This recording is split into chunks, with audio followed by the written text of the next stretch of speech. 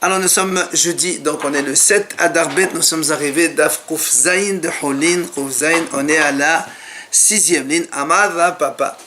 Hay arita de dalai en notlin memeno le yadaim de la atomekoah gavra. Il dit donc à Papa, Hay arita de dalai, c'est-à-dire quand il y avait là-bas un fleuve, une sorte de fleuve, et on puisait donc du fleuve de l'eau avec un seau.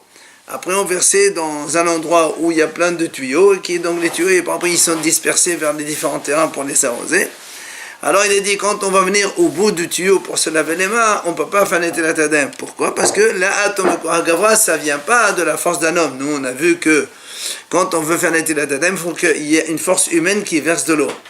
Or, même si au début, c'était quelqu'un qui a versé avec le seau dans cet ensemble de tuyaux, à la fin, au bout des tuyaux, eh bien, ça vient tout seul et ça ne marche pas. Par contre, il dit,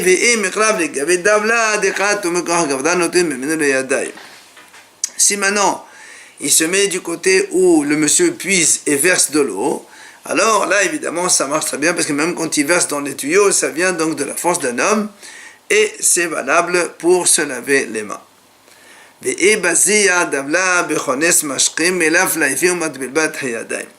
Il dit maintenant, si le seau, il est donc percé, au point qu'on appelle ça kones mashke. Kones mashke, ça veut dire que si le récipient, il a un trou, quand on le plonge dans de l'eau, l'eau entre à travers le trou. C'est pas que parce que quand il y a un petit trou de rien du tout, si on remplit de l'eau dans le récipient, c'est sûr que ça va couler. Même un petit trou minuscule. D'accord? Par contre, s'il y a un petit trou et que le récipient est vide, on le plonge dans de l'eau, l'eau ne rentre pas. Parce que le trou il est trop petit. Il faut qu'il soit assez grand pour que l'eau pénètre. Ce qu'on appelle kones mashke. Ça fait entrer donc du liquide. Donc si le keli, donc le seau avec lequel on verse, il a un trou kones mashke, il dit, mais là il fait omat ben batayadem. C'est-à-dire, vu que quand il verse avec le seau, il y a encore un trou, d'accord, qui relie l'eau du seau avec l'eau du fleuve, d'accord, puisque lui il puise à partir du fleuve. Et quand il puise, il y a donc un contact de l'eau, ce qu'on appelle, on a vu dans le Yaïnesr là-bas, comment on appelle, Netzok Hibour, un petit peu le même système. Donc là, dans ce cas-là, il peut même faire Tvila dans le seau, ça marche. Pourquoi? Parce que c'est comme si il fait Tvila dans le fleuve, vu que l'eau elle est reliée au fleuve. Et dans le fleuve, on peut faire Tvila, donc c'est pour ça qu'il a dit. Et le jet, c'est là qui continue. Oui, il y a de l'eau qui s'enverse, voilà, l'eau qui coule à partir du récipient, il est encore en contact avec le fleuve. C'est pour ça qu'il dit, mais là, il s'est encore attaché les deux, et on peut même faire Tvilat Yadayim dans ce keli. C'est comme si on a fait Tvila dans le fleuve carrément.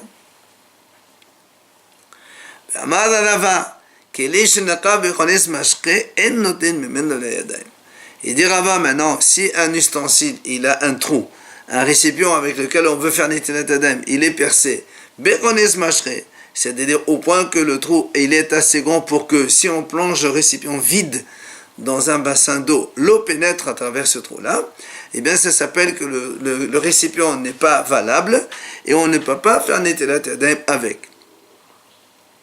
Ve'amar Rava, encore Rava il dit,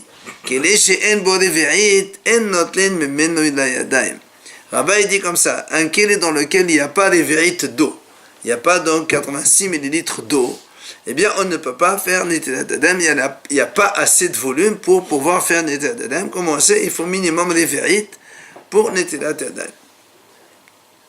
Alors vient la Gemara, le Cheikh dit, comment tu peux me dire ça? Pourtant nous on a vu Rava qui a dit quelque chose de différent. Quoi? Il a dit il a dit un récipient qui ne contient pas, qui n'a pas la contenance de l'évérite, on ne peut pas faire Netilat Yadayim. Ça sous-entend que quoi?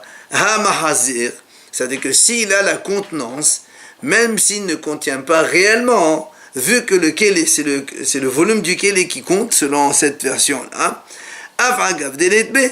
donc même s'il n'y a pas vraiment des vérites eau, vu que le keli a une contenance de révérite, alors on peut faire Netilat Yadayim. Donc on peut bien faire Netilat Yadayim, même à moins de Révéit, mais avec un keli qui contient Révéit.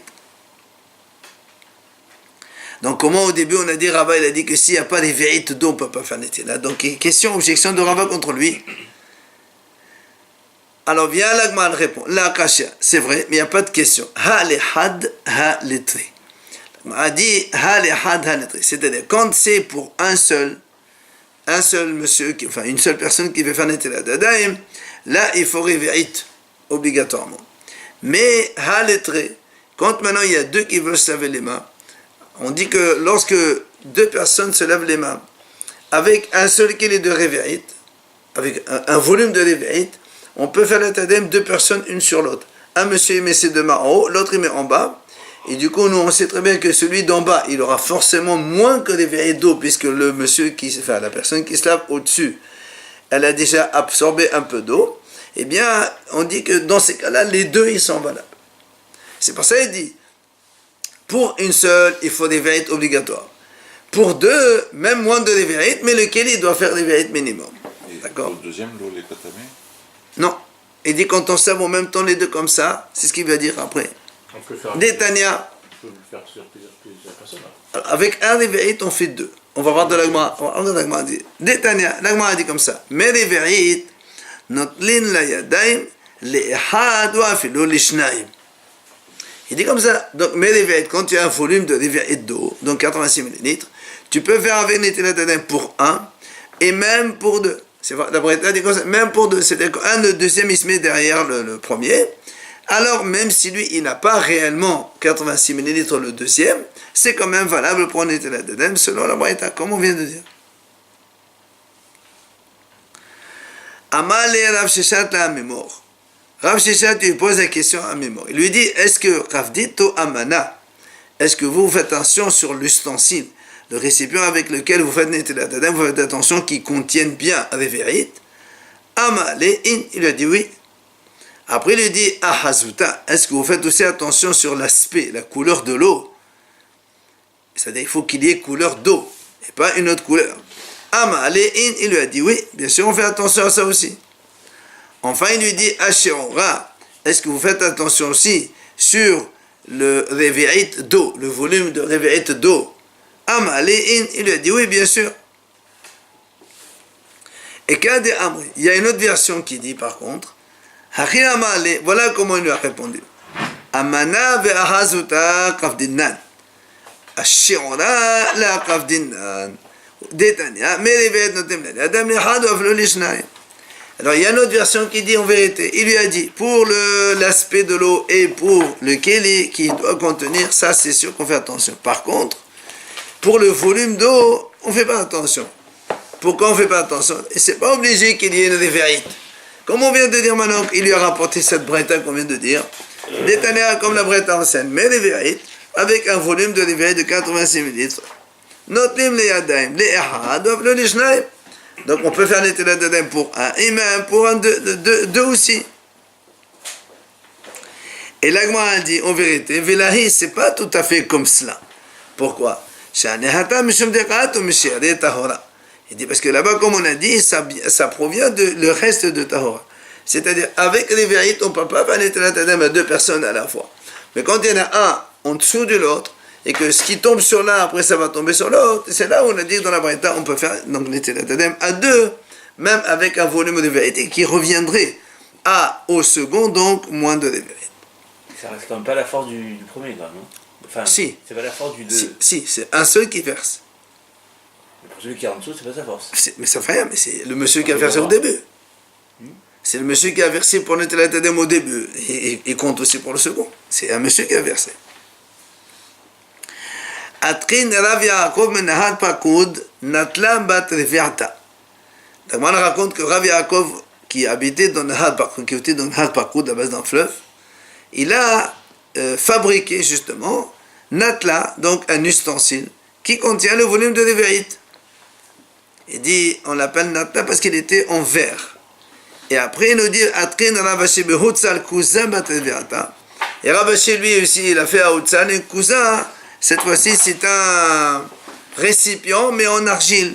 Mais la même chose, Le principe est le même, c'est qu'ils l'ont fabriqué donc que pour une contenance de 86 ml pour pouvoir justement donc faire Netilat Adem avec, comme ça tout le monde aura la même chose.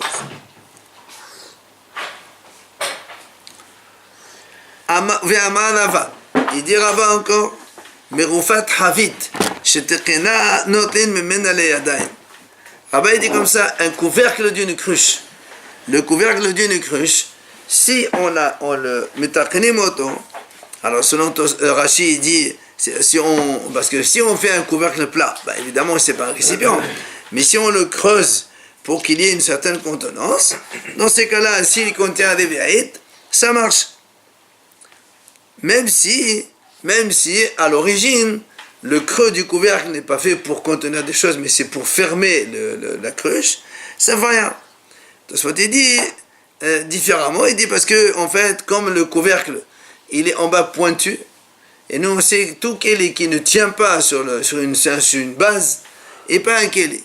Alors c'est pour ça qu'on dit métacanisé, il a un petit peu raboté en bas pour que le couvercle à l'envers il peut donc tenir sur le sol. Et donc lorsqu'il tient sur le sol, dans ces cas-là, il n'y a pas de problème, on peut faire Netilat Adem, même si à l'origine ce n'était pas un keli de Netilat Adem. Tanya Nami Hachi. La Braïta elle enseigne aussi la même chose. Meruvat Havit Shetekena Notnin Memena Layadayim. Si on a pris donc le couvercle d'une cruche et qu'on a arrangé, donc comme on vient de dire, on peut faire Netilat Adem avec. Hemet Urfisha Shetekenan Notnin Mehem Layadayim. La même chose ici, la Braïta dit comme ça. Si on a des outres qui servent normalement donc à contenir de l'eau ou autre chose, on peut prendre avec les outres et faire avec Netilat Adem, c'est faisable aussi. Par contre, il dit, si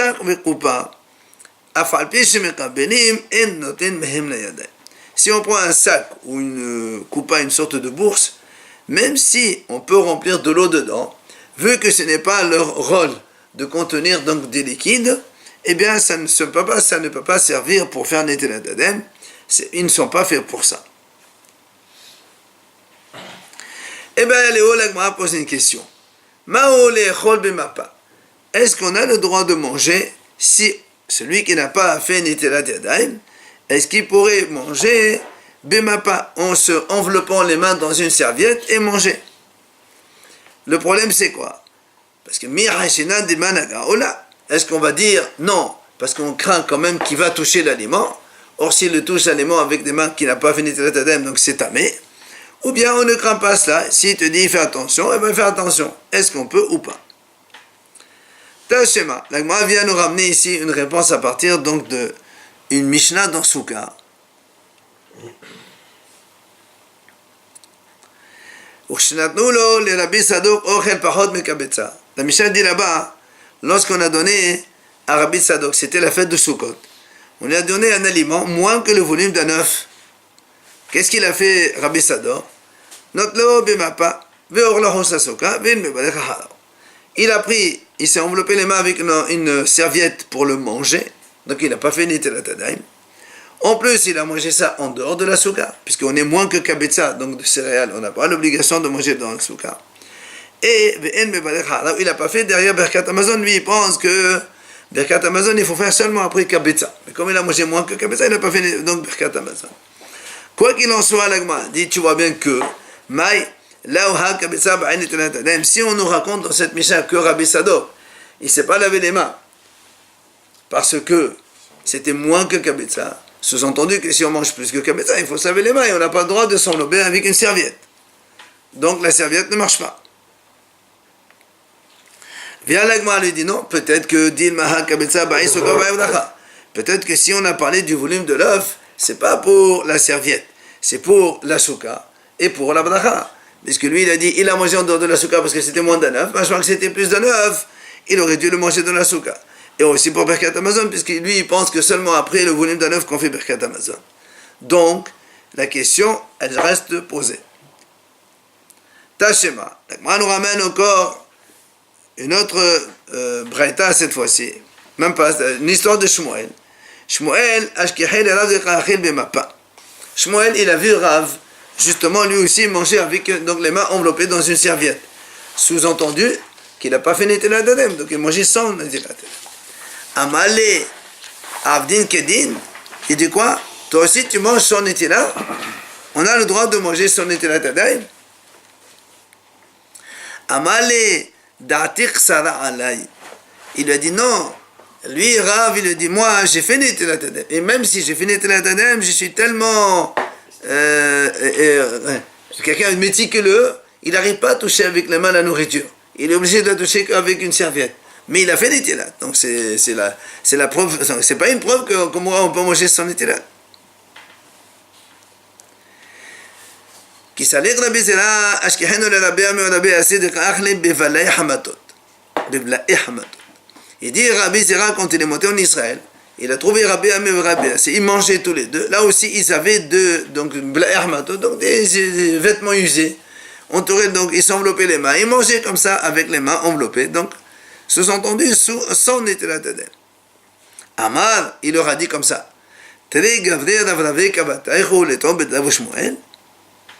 Deux grands messieurs comme vous vous trompez dans l'histoire de Rav Shmuel. C'est-à-dire vous croyez qu'on peut manger sans Netilat parce que Rav aussi il a fait ça. Vous ne savez pas que Rav il a répondu à Shmuel que lui il a déjà fait Netilat Yadayim, mais malgré tout il s'enveloppe les mains dans une serviette parce qu'il est un peu méticuleux. Et la Gemara dit en vérité, Rabbi Zera a oublié ce qu'il a dit Rav Tahalifa au nom de Shmuel. Il a dit comme ça. Hetero mapa le ochle truma, velo hetero mapa le ochle taharot. Il dit en fait, on a autorisé de manger les mains enveloppées par un tissu sans Netilat pour les Kohanim qui mangent la trouma seulement. Pourquoi? Parce que comme les Kohanim, quand ils mangent la trouma, eux, c'est encore plus difficile de manger sans Netilat Yadayim. Et donc les Kohanim, en général, ils sont beaucoup plus zrizim, ils sont plus, on va dire, pieux. Alors cela, on leur permet de manger sans Netilat. Parce qu'on sait que quand ils s'enveloppent les mains, c'est sûr qu'ils ne vont pas toucher la trouma. Parce que c'est grave de toucher la trouma avec les mains impures. Par contre, tous les autres, donc nous les bénis Israël, on ne nous autorise pas de manger avec les mains enveloppées d'une serviette sans Netilat. Parce que comme nous, on ne fait pas très attention, on risque de toucher la nourriture et donc, c'est pas une bonne chose.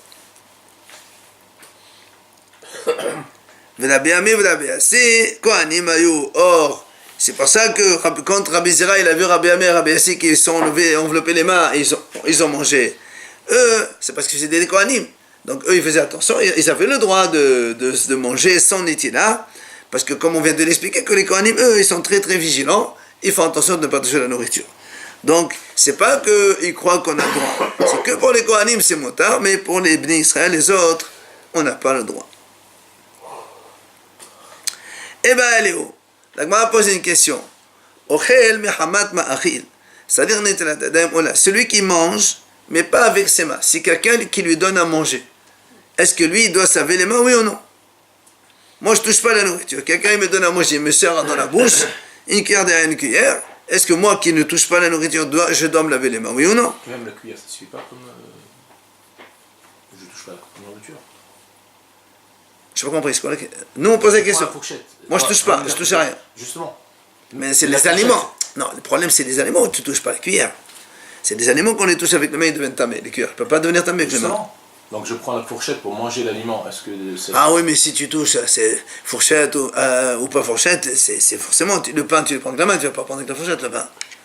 Non, ça c'est pas habituel ça. On prend des choses, un cas comme ça où vraiment tu sais très bien que le monsieur il va pas toucher. Ouais, mais imagine, il a les deux mains dans le plâtre, il peut rien faire. Alors, Tashema, la Gemara va essayer de nous répondre. De Ravuna bas Sehona vakal kamé de Rav Amnuna. Rav Amnuna, il était devant Rav Ahuna bas Sehona, il était devant Rav Amnuna. Balam le Omsa be'achil. Il lui a donc donné à manger sans que l'autre y touche. Amale, il lui a dit, et là, de Rav Amnuna, si toi tu n'étais pas Rav Amnuna, je t'aurais pas donné à manger. Pourquoi? Ça veut dire que je t'aurais pas donné de manger sans, parce que lui il sait pas laver les mains, et si tu n'étais pas Rav Amnuna, je t'aurais pas donné à manger sans Netilat. Pourquoi? Il dit, là, Mishum des Zahav et la Naga, n'est-ce pas que, donc lui il fait attention, c'est pour ça qu'il peut manger sans Netilat Adem. Donc ça veut dire si quelqu'un il donne à manger à l'autre, comme ici Ravona il donnait à manger à Rav Hamnouna, et l'autre il ne s'est pas lavé les mains. Donc tu vois bien qu'on peut manger sans Netilat Adem. En tout cas lui parce qu'il est Zahir, sous-entendu que sinon non. Via l'Agma dit non là, des Aris, Kadim ou Mashi Yadim Akara. Il dit non, pas du tout, Rav Hamnouna il s'est déjà lavé les mains avant de manger. Même s'il ne touche pas l'aliment, il s'est lavé les mains. Bon, il a la effectivement, elle est comme ça. Celui qui mange, même s'il ne se lave pas les mains, même s'il ne touche pas les aliments, on le fait manger, il doit faire Netilat Adem. Donc, des Aris, Kadim ou Mashi Yadim Akara. Comme on a dit, donc dès le début, il a déjà fait Netilat Adem. Tashema l'Agma vient nous ramener encore donc une preuve.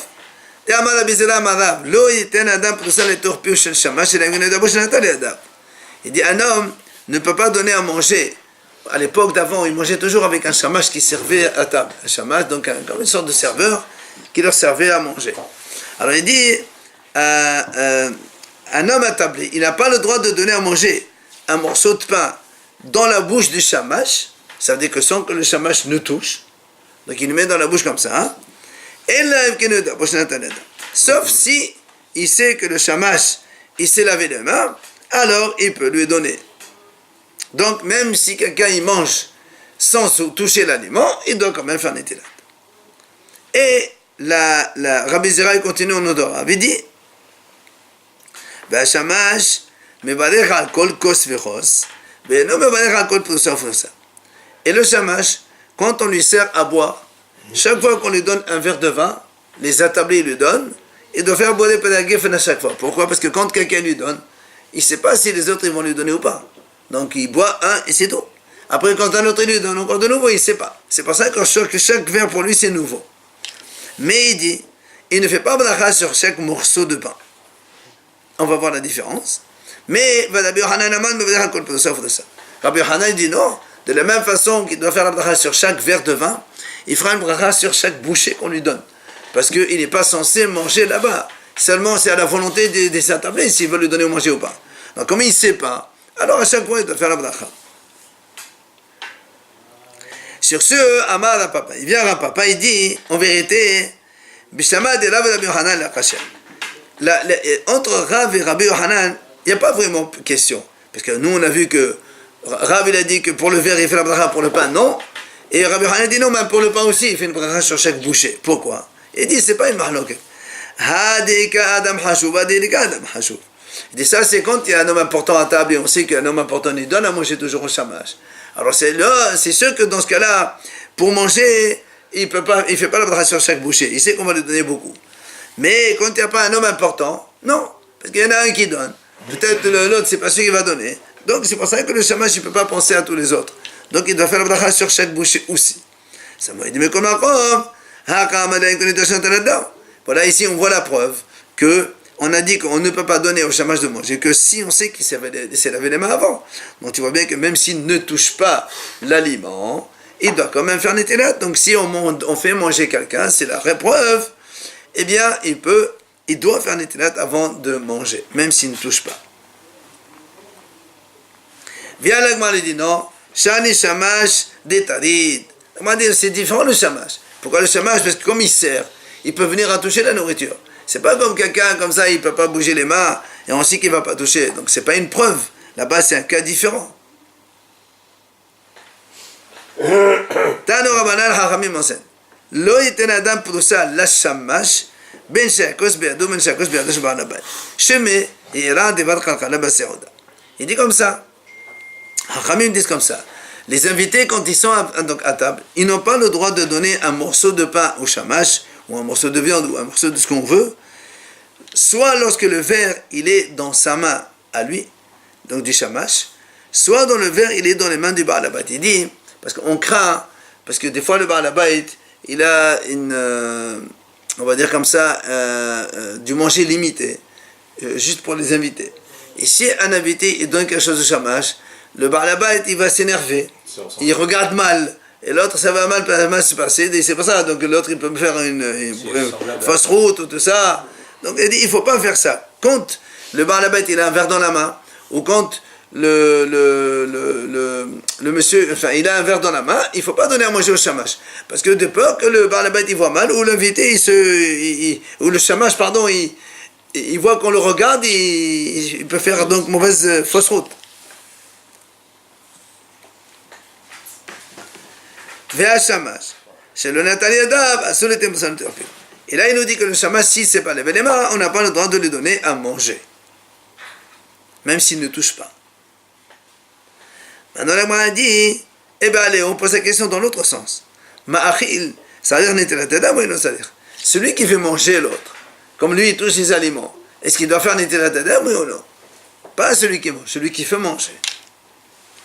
Alors la Gemara essaie de répondre. Tashema, de Tane de Menashe. On enseigne dans les yeshivas de Menashe, Rabban Shimon Gamliel Omer. Rabban Shimon Gamliel il dit comme ça, Isha,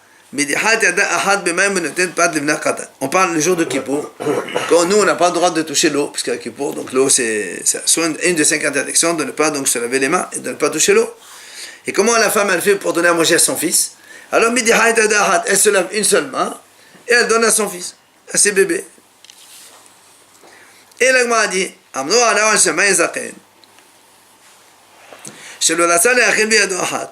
Shammai, il ne voulait pas donner à manger à ses petits-enfants comme ça, même avec une seule main.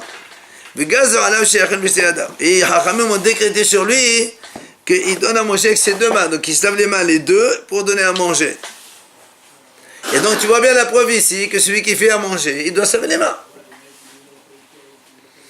Amar Abaye, Hatam Mishum Shifta. Abaye dit non, là-bas, c'est parce que comme le matin, il ne se lave pas les mains, du matin, le jour du Kippour, on ne se lave pas les mains. Il dit là-bas, c'est à cause de Douahna, c'est pas à cause de. Ça n'a rien à voir avec le Ma'achit. Si se sont lavés les mains le matin, il n'y a aucun problème.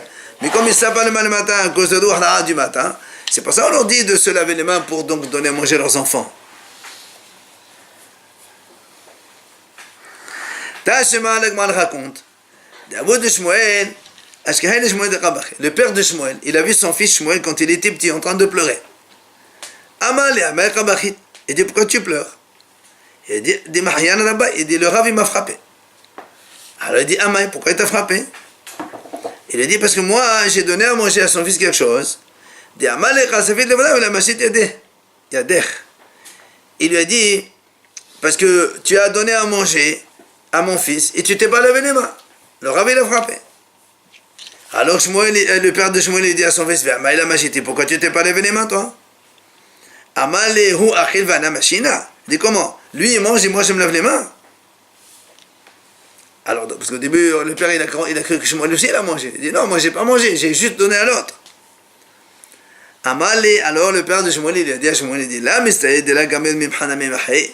Non seulement ton Rav il connaît pas la halakha, et en plus il te frappe pour ça. Ça veut dire que c'est pas, celui qui fait manger, il n'a pas besoin de se laver les mains. Et le Rav il a frappé parce qu'il ne s'est pas lavé les mains, il a donné à manger à son fils. Ve'el cheta, elle a conclu avec la halakha. Ochel mehamad ma'achil, ça veut dire netelat yadayim.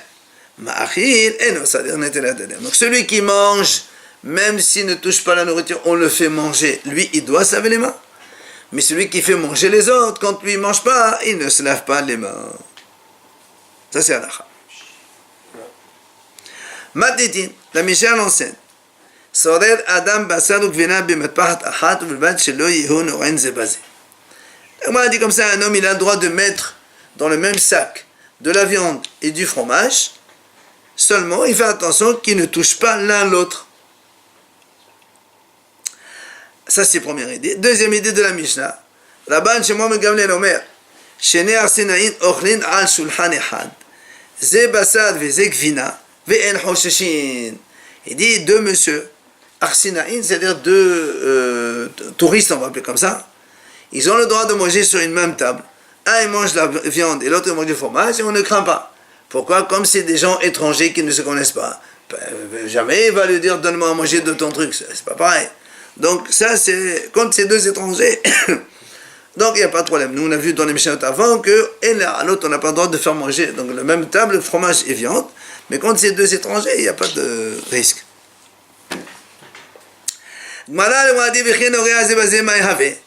Sur la première idée, quand on a dit, et on a le droit de mettre viande et fromage dans un même sac, mais à condition qu'ils ne se touchent pas.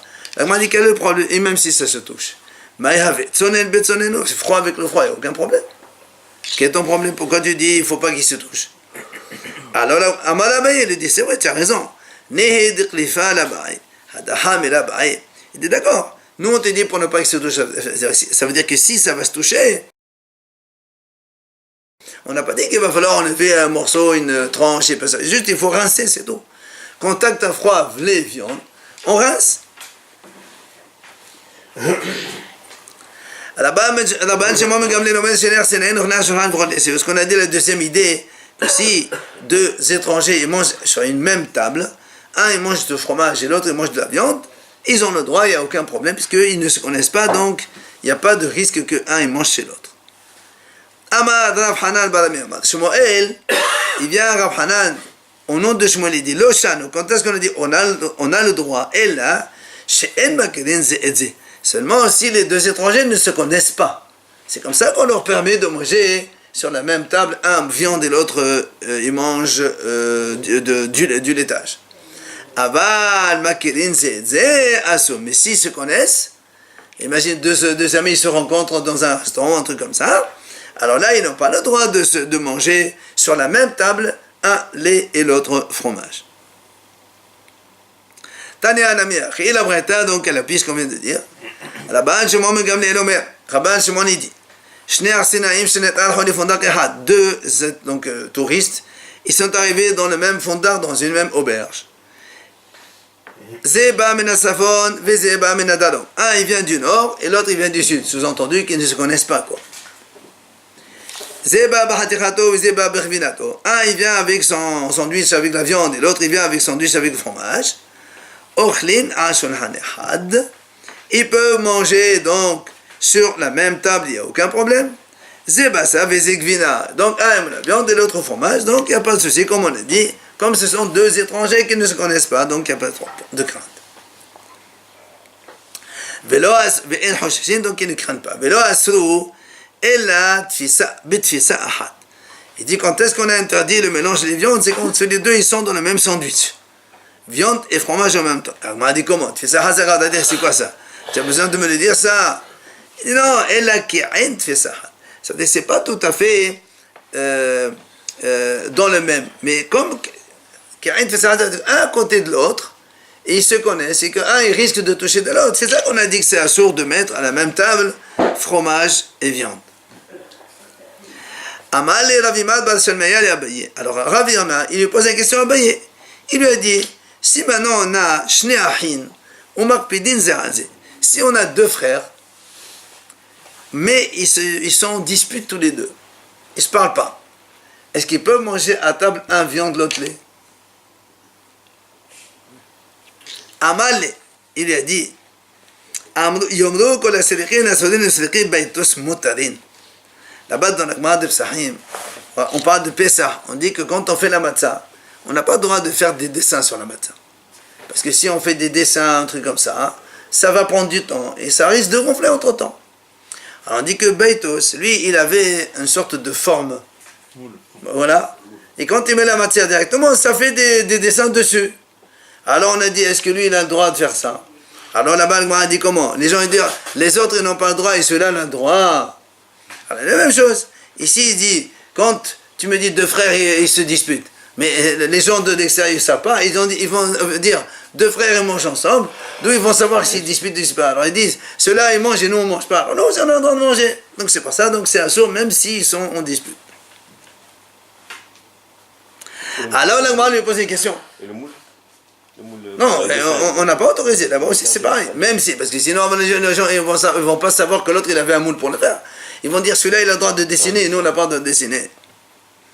Alors vient le Gemara dit, mais si tu dis, tu raisonnes de cette façon, alors il y a un problème. Pourquoi? Hadi Amar Rabbi Yassi Amar Rabbi Yohanan. Rabbi Yassi dit au nom de Rabbi Yohanan. C'est marqué que celui qui a une seule tenue, une seule tunique, on va dire comme ça. Nous, on sait qu'à Holamayt, on n'a pas le droit de laver le linge. Il dit celui-là, il a le droit de laver le linge. Alors, le Gemara dit la même chose. Yomru, alors, qu'est-ce qu'ils vont dire les gens? Lui, il a le droit de se laver, et nous, comment on va savoir que lui, il a qu'une seule tenue, une seule tunique? Alors, la même chose, pourquoi là, on a autorisé l'autre à laver sa tunique? Alors, la grande réponse, c'est pas pareil. Pourquoi? Il dit là-bas, c'est différent. Pourquoi? Parce que quand ils avaient la tunique, ils avaient une ceinture avec. Quand quelqu'un, la tunique elle est sale, il a une autre tunique, qu'est-ce qu'il fait? Il enlève la ceinture, il enlève la tunique pour la laver, il met une autre tunique, une ceinture de suite. Mais celui-là, comme il n'a qu'une seule tunique, alors quand il va laver, il lave la tunique avec la ceinture. Vous avez compris? Quand il a un change, il enlève une tunique, mais il lave que la tunique, il n'a pas la ceinture, parce que la ceinture, il en a besoin pour la tunique qu'il va mettre maintenant. Mais s'il n'a qu'une seule tunique, il n'a pas d'autre. Alors, il lave la tunique avec la ceinture avec. Et quand on voit la tunique et la ceinture étendue, on sait que ce monsieur, il n'a qu'une seule tunique. Sinon, pourquoi il lave la ceinture? Ça veut dire qu'il est... L'autre aussi, il ne va pas laver la ceinture. Non. Récupérer pour la désinfecter. Et celui-là, il lave la ceinture. Justement, c'est ça la preuve. Et Zoro Mocher Hanav. Quand j'ai deux, imagine, j'ai deux tuniques. Oui. Je lave une. Oui, mais deux tuniques. Je lave pas la ceinture. Ouais, d'accord. Pourquoi je lave pas? Tu vas la garder. Pourquoi je lave pas? Parce que j'ai besoin. J'ai besoin. La tunique. On a une seule, voilà pour la prochaine tunique. Mais si tu me donnes, j'ai qu'une seule tunique. À quoi ça que je la garde? Je lave avec les deux, comme ça moi. Et donc les gens ils vont voir que j'ai la ceinture avec la tunique. C'est pour ça qu'ils savent que c'est moutard. C'est ça qu'on ressent.